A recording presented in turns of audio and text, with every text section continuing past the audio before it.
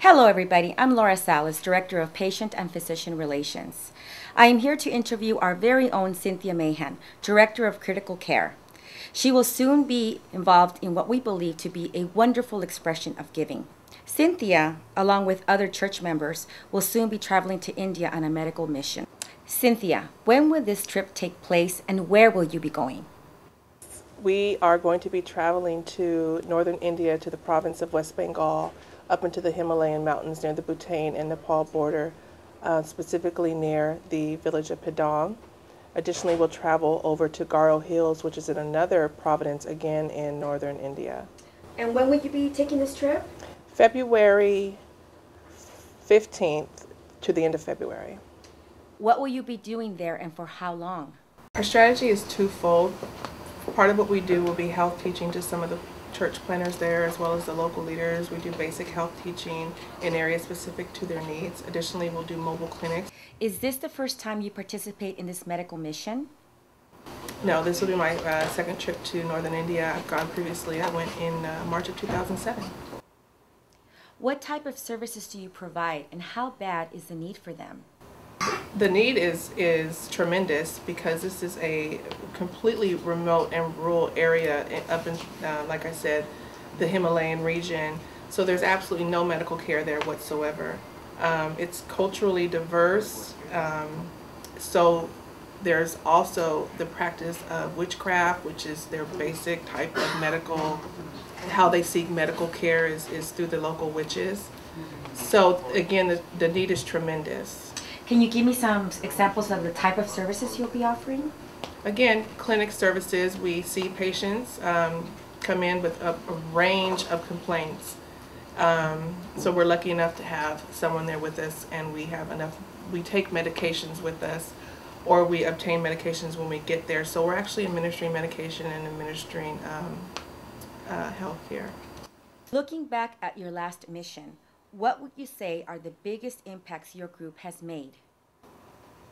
I think we made a tremendous impact, especially in the area of women's health. Again, some of the practices are quite archaic and based on just different cultural beliefs. One of the stories that we heard there, a friend of our host, his wife, who had delivered their first child, died in labor because it's the practice of the midwives there to, in order to expedite labor or expedite the birth, the afterbirth, they'll hang a woman from the ceiling in hopes that that will make it come out quicker. And what actually happened was she bled to death hanging from the ceiling.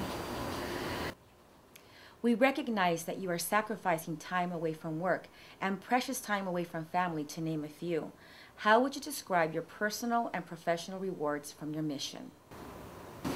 Well, this type of mission work is actually my passion. It's where I plan to eventually hope that my career would evolve. It is truly my passion to do mission work. I do short-term missions now. I try to squeeze it into my work and family obligations, obviously, and I know as my kids get older and I'm able to devote more time into mission work, I'll do that as well. But it keeps me grounded. I'm able to use my natural giftings and talents along with my education and my training to really help those who otherwise wouldn't get it. I think that we're all called to do that. We're all called to use our own gifts, whatever they may be, to help others. And I think that it doesn't just benefit the people that I'm going to interact with, it benefits me as well, and I find it to be very rewarding. Can you please describe a typical patient that you would see? All age ranges, male, female, children, the elderly. Like I said, we're in a really remote area, so most of our patients we saw, believe it or not, walked upwards of 4 hours to reach our clinic. Who finances this trip? The church finances a portion of it because you can imagine it's a tremendous expense. It really is. But each member that goes, we do have a responsibility for a certain amount. And for me, it's $2,300. For each of us, it's $2,300. And that we come up with on our own. We fundraise, we ask for support. We send out support letters to family and friends. It's basically however we can get it. If somebody would want to help and donate, what church or what person could they contact to help? They can contact me, and I can let them know how to do it, because it does go directly to the church. It's tax deductible, so I could give them the information that they needed. And in addition, I'm having a fundraising yard sale coming up in January. When that comes up, I'll let my peers here know about it. All the proceeds from the sale are going to go directly in supporting the mission as well.